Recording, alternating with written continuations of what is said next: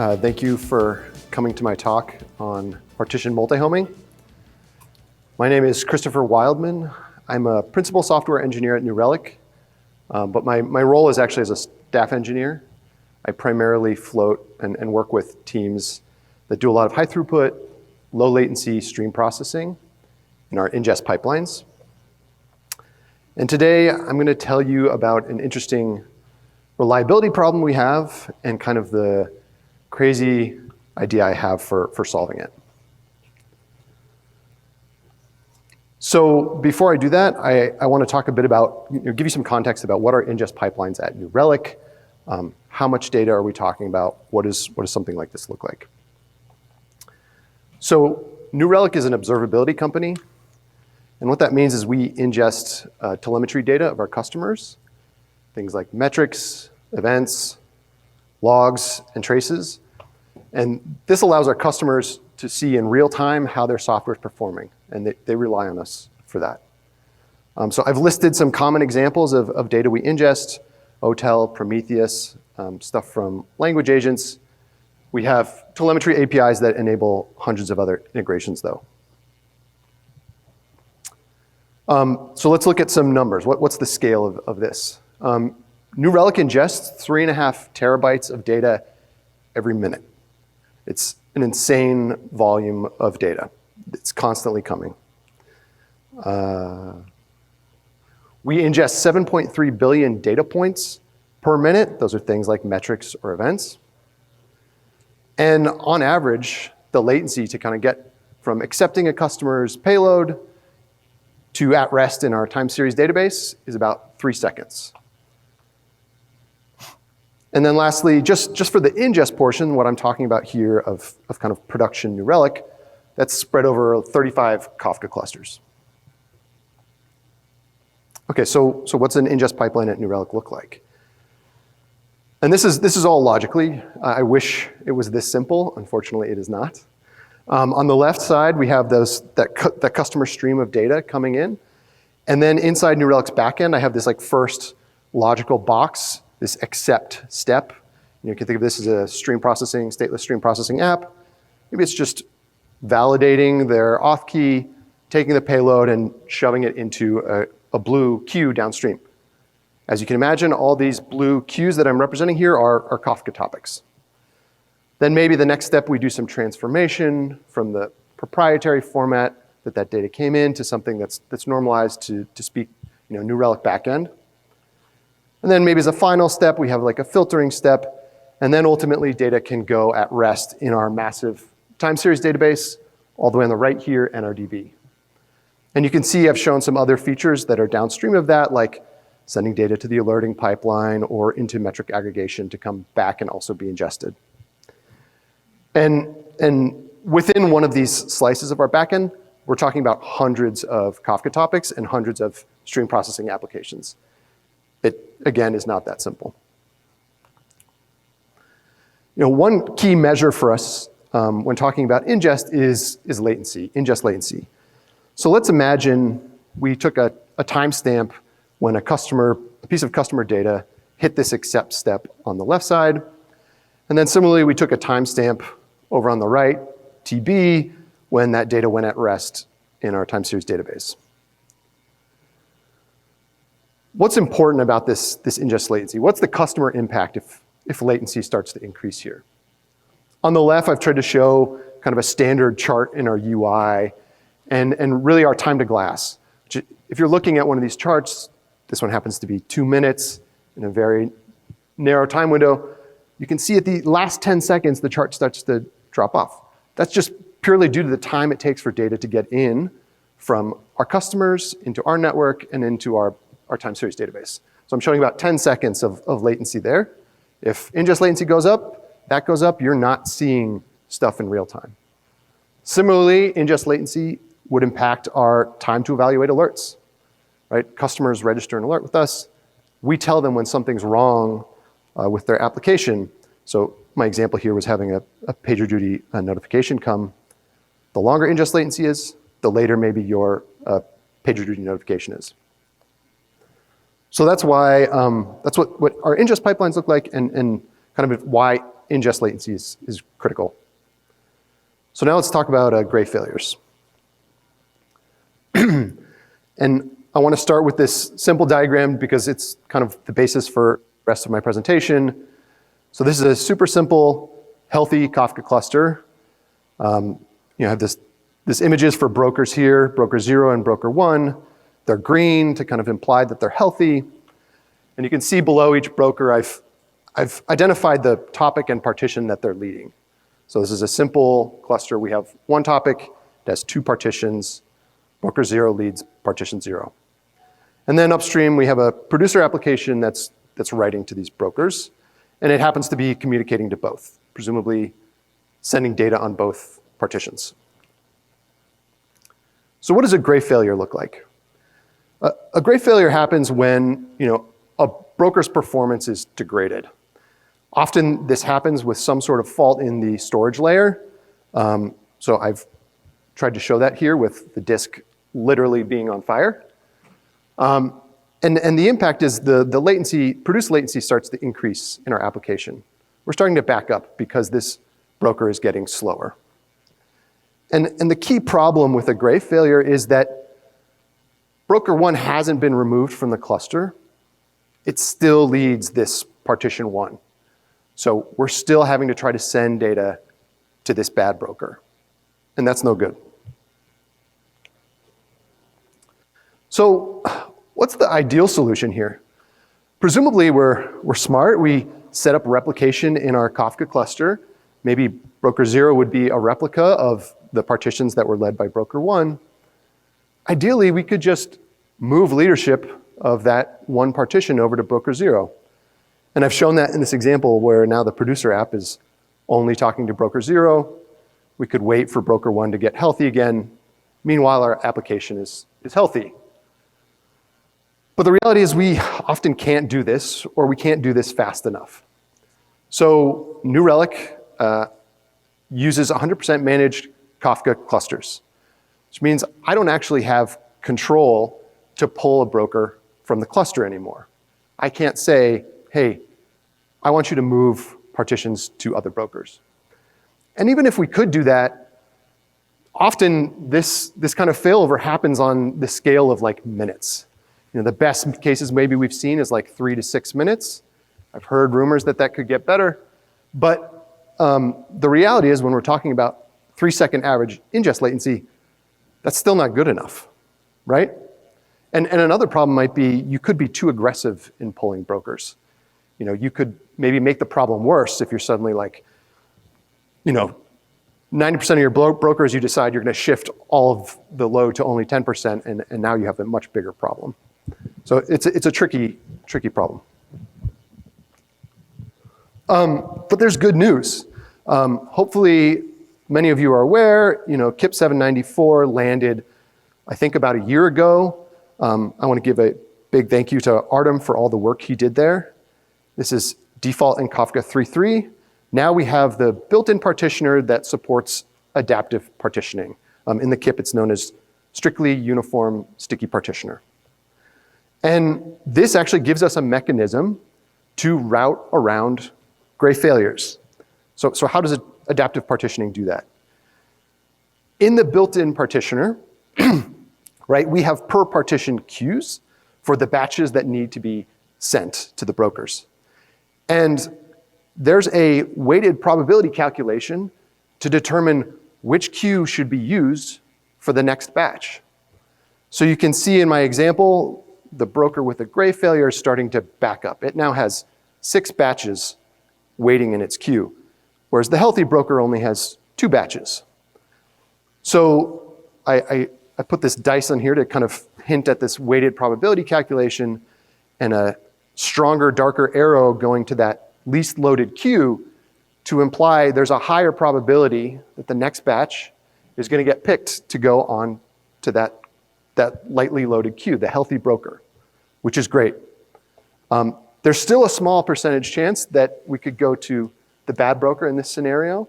Like in my contrived example of like 6 and 2, I think it'd be 83% chance we would go to the least loaded queue. And one important thing I should note here is there's not a guarantee that you can survive a graph failure with this adaptive partitioning. The reason being, you still need to give your producer enough buffer to survive one of these things. It matters what your throughput is relative to one of these failures, how quickly you can back up in your producer and actually be hosed even before a chance for this to actually take effect. So I just want to point that out. And there's other configuration options that are not on by default, like availability timeout, that we'll talk about in a second. So there's a big catch. Adaptive partitioning doesn't work for key partitioned topics. So why is that turned off? Why is that? And to think about that, we need to step back and think about why do we key partition in the first place? The first reason is to do aggregation, right? So we have data arriving, maybe spread out in time. So we need to merge it, aggregate it somewhere downstream. So maybe we come up with keys to figure out which data needs to be joined, and we can guarantee it'll be in the same partition and consumed by the same client, so we can do aggregation. What's another reason we do key partitioning is for compaction. Maybe we only care about keeping the latest message of some given state, so we can put keys into the same partition and guarantee that the brokers will only keep the latest key for us eventually. And then the last example is maybe for ordering guarantees. Maybe we want to make sure that our consumer consumes some given set of messages in the same order that they were produced upstream. So that's another reason to keep partition. And so thinking about this, it's very obvious, right? Adaptive partitioning would break these goals if we said, this message should go to this partition, but we're going to put it over here. So it makes sense why it's turned off. So this brings me to kind of let's return to this ingest pipeline architecture for New Relic, and a mantra that I have at New Relic, which is that you should only key partition where you absolutely have to. So in this diagram, I've updated it to show like green topics being those that are non-key partition topics. But in red, you can see I have some topics that do have to be key partitioned. For example, in our alerting evaluation pipeline, to be able to evaluate some signal of our customer's data, we need to do some aggregation. We're going to have to do some key partitioning. Similarly, for metric aggregation, you can imagine it's got aggregation in the name. We're going to do some key partitioning there.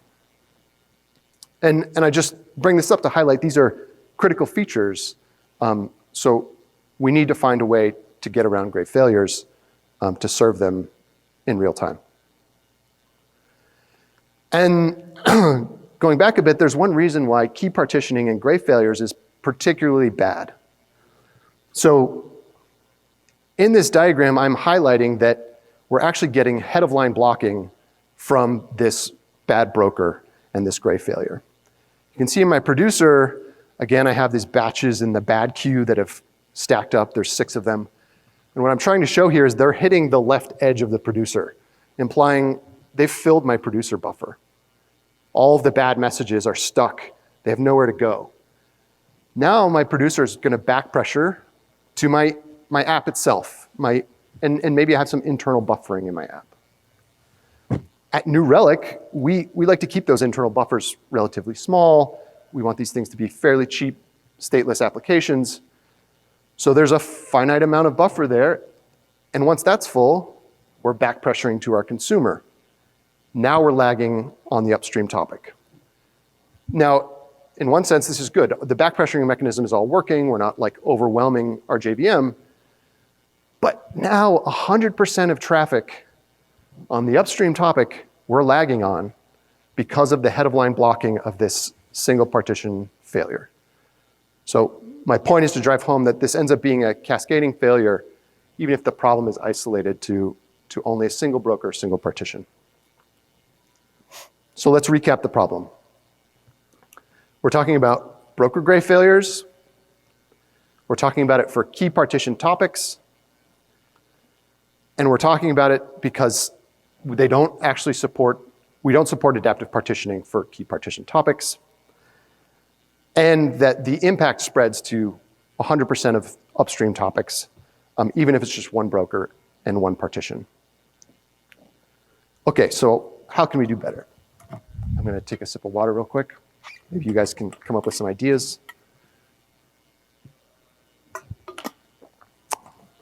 The first solution that often comes to mind here is to use a dead letter queue. So I've redrawn this diagram again with the assumption, and it's kind of a big one, that somehow we could tell from our producer the messages that were going to go to a bad broker or a slow queue, and maybe we could shove them off to a dead letter queue on the side. But once you do that, so now the impact is isolated to the messages that were going to the bad broker. But now there's a lot of questions to be answered here. You know, who's going to consume the dead letter queue? Is it going to be this same consumer producer that I was talking about? If so, if that data has to kind of circle back, it's not going to be served until that broker's fixed, right? We still have the same broker's fixed or it's pulled out of the cluster. So we're introducing latency for that data no matter what. Let's say you want to try to get around that problem. Well, maybe the downstream consumers of this data are going to consume from the dead letter queue. But that starts to sound really messy. They have to consume from the main topic and the dead letter queue. And is the dead letter queue partitioned? And what if I have multiple consumers? So for me, this raises a lot of questions. In fact, it raises like scalability and reliability questions in the system that you're trying to build to solve the original problem that you had. And it doesn't seem extensible to me to go down this path. So I wanted something different. So I want to zoom out to the image that I imagined when I was thinking about this problem.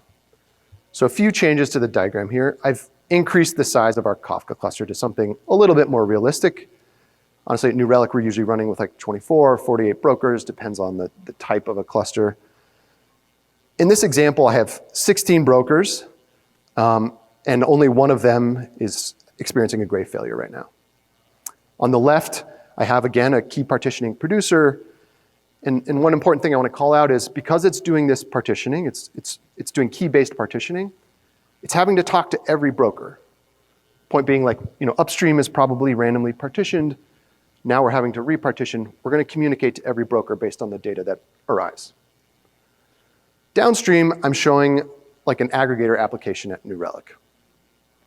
And an important point is we're consuming 2 partitions per instance in this aggregator. Often at New Relic, at steady state, we never want to be something we call one-to-one. We don't want to have a consumer instance only consuming 1 partition. Many of you probably know why that would be bad, right? There's no room for horizontal scaling and parallelism if you get an increase in traffic. So at steady state, we should be running at 2 or more partitions per instance. Okay, so when you look at this diagram, you realize my one aggregator instance that's consuming partition 1 and 0 downstream, it has a healthy path through partition 1 and it has an unhealthy path through partition 0. And it's kind of crazy to think about, like 100% of traffic upstream is blocked when only like 94% of my broker capacity is, or 94% of my broker capacity is healthy. My producer apps are healthy, they're just back pressuring. My consumer apps are healthy. It's just one bad broker that's gummed up this whole thing. So what if we could move the data from the partition that I know is bad to the partition that will go to the same place, that will preserve my aggregation functionality downstream. So I'm showing this by taking the data that should be going through partition 0 and instead shoving it through partition 1. This is the idea of partition multihoming. So let me explain some concrete features that I see for partition multihoming. One, a partition has 1 or more backup partitions. A backup partition is consumed by the same client as the primary partition. That allows me to preserve aggregation functionality that I need. A partitioner uses partition load stats. That's kind of the knowledge about the depths of those queues to determine if a broker is slow. And a partitioner will fail over to a backup partition if it detects that a primary is slow. And then lastly, ideally, I would never have a backup and primary partition exist on the same broker, because then that would give me nowhere to fail over to. Okay, so once I had this idea, I was like, I want to prototype this, see what I can build. So I built something, and let's talk about it. So what are the major components of partition multihoming? The first kind of obvious one is you need an algorithm to pick backup partitions. The next one is you need this partitioner that's going to do the routing around a bad partition. Then you need a consumer assigner that knows about that same algorithm to determine how partitions should be assigned to consumers. And then lastly, you would need maybe a way to guarantee backup partitions are led by different brokers. So what did I build? I built the algorithm to find backup partitions. I needed that. And I built a producer partitioner that can fail over to backup partitions. That was the thing I was most excited about. I didn't bother building a consumer assigner because once I had that algorithm in number one, it's actually pretty straightforward to imagine a consumer assigner that could just use whatever algorithm I come up with. And quite frankly, I just didn't have the time. And I didn't bother about building a way to guarantee backup partitions are led by different brokers.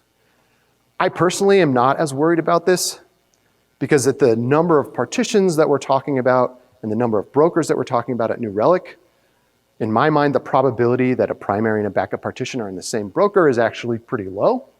So we're adding the risk of a broker failure with the risk of primary and backup being on the same broker. It's getting smaller and smaller likelihood.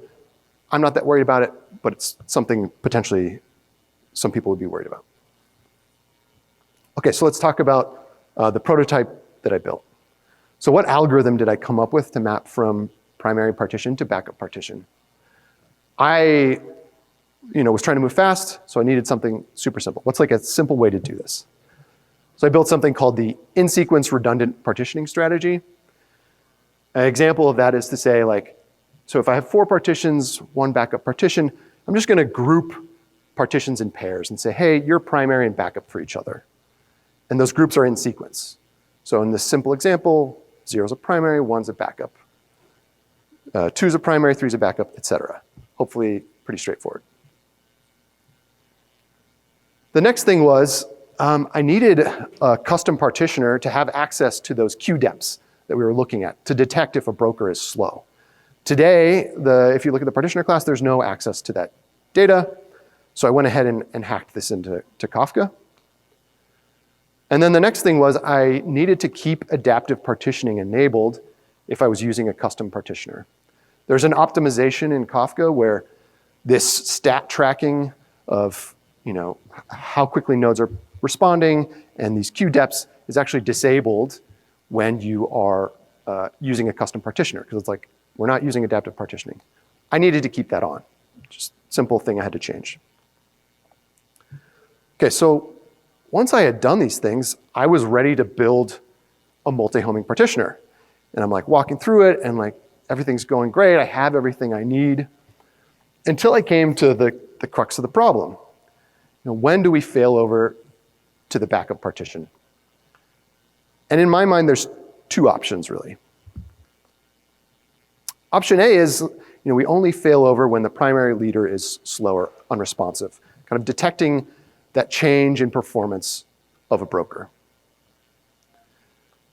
Option B would be to continuously spread load between the primary and the backup, kind of treating them in some sort of active-active scenario.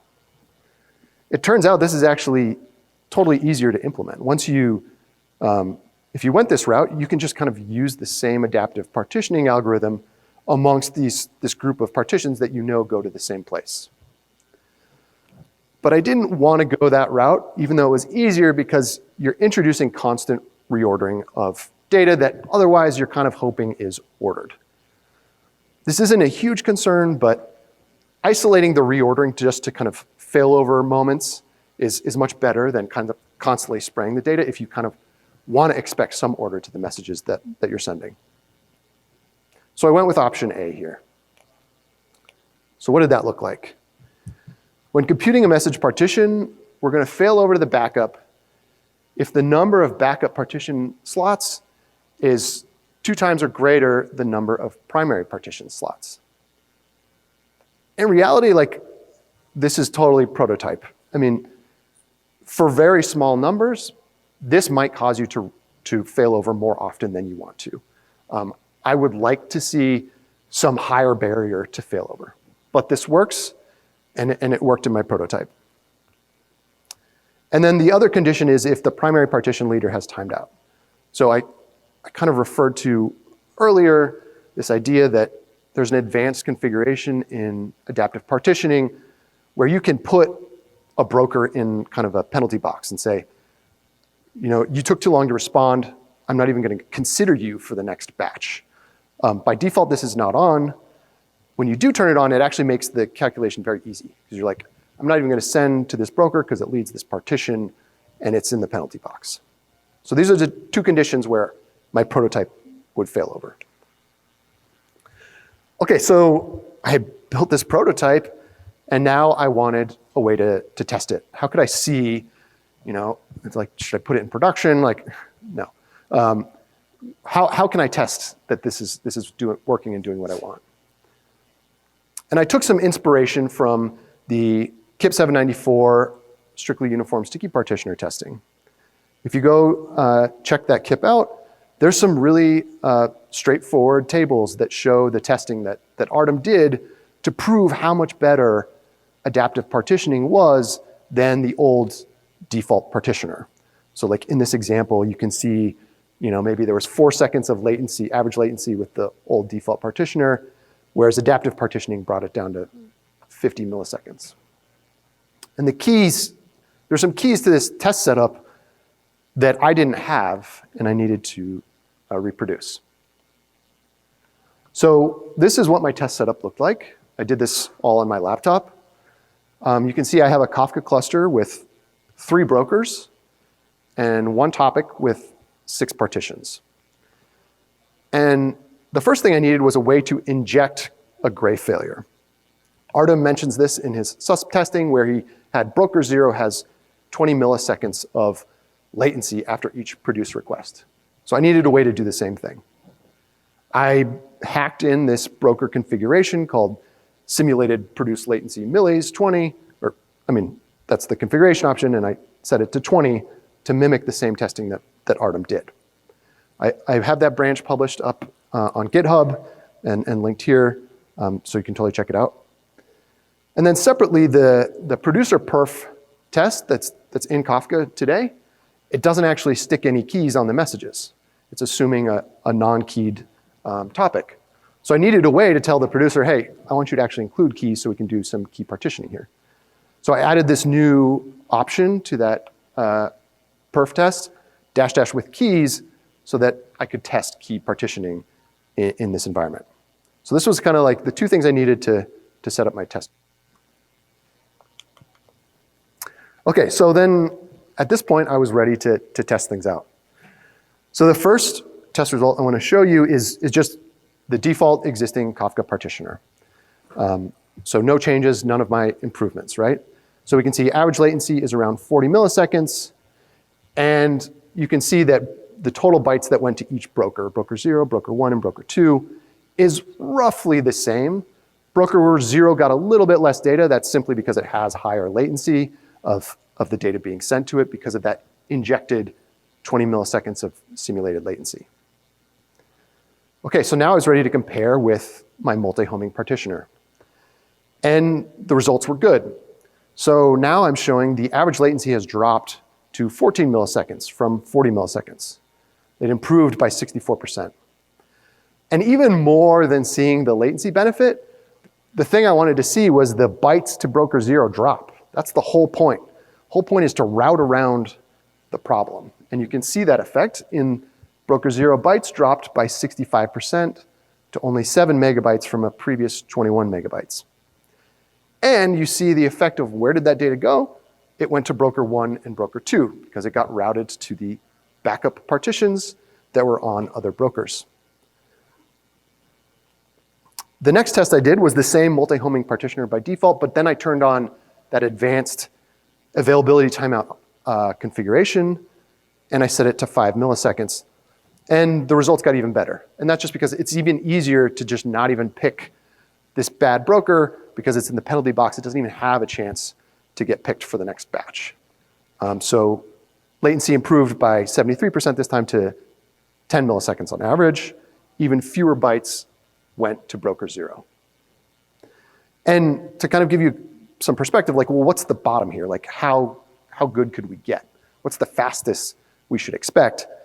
I want to show the result of if you don't inject any latency at all on my laptop with a 3-broker cluster, and you run this test, the average latency is 2 milliseconds. So it gives you some comparison of like a healthy cluster on my laptop is about 2 milliseconds of latency. Multi-homing partitioner had gotten that down to 10 milliseconds on average.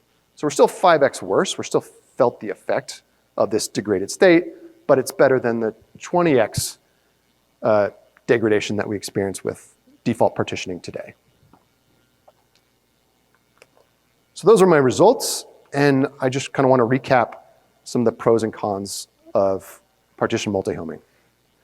So I've shown that partition multihoming can avoid broker gray failures by routing this data around them, and that we can preserve aggregation functionality downstream in our consumers. And in my mind, this is actually relatively low cost. We're not adding additional other infrastructure, new topics, separate technologies, new consumers to do this. We're using the same producer, consumer, and cluster that we already had. But what are the cons? There's one really big, nasty con to all of this, which is you've introduced this tight coupling between your producers and the downstream consumers. And I'm sure for many of you, right, those are often separate teams.